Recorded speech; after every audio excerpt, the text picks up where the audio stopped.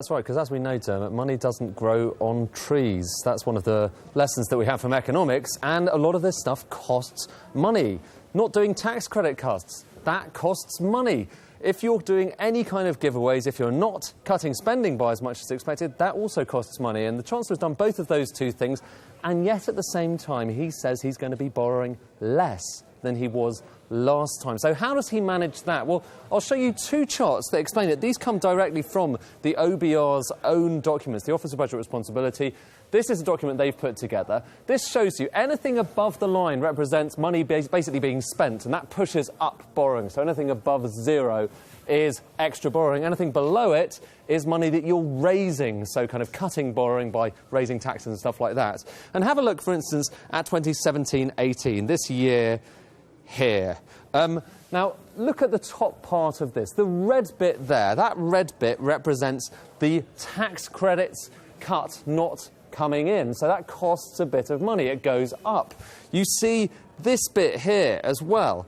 The grey-blue bit, that represents not cutting spending as much. So again, that costs money. But that's offset by the fact that the government is raising a bit of tax. That yellow bit, it's raising a little bit of tax through things like the apprentices levy and stamp duty. But it's not quite enough, is it? If you see, this bit is a lot smaller than the bit on top, which means that net, the government is spending a bit more money, borrowing a bit more money. This costs money. So how does it manage to do this? It's about 6 billion when you kind of take this bit away from the top.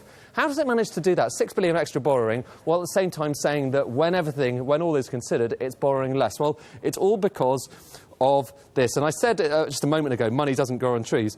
But there is actually a bit of a magic tree here within Whitehall, and it's called the Office for Budget Responsibility. It has changed its assumption for how much tax is going to be generated by the economy. That's the £6.2 billion of extra spending the government is doing as a result of all of the things it's decided today.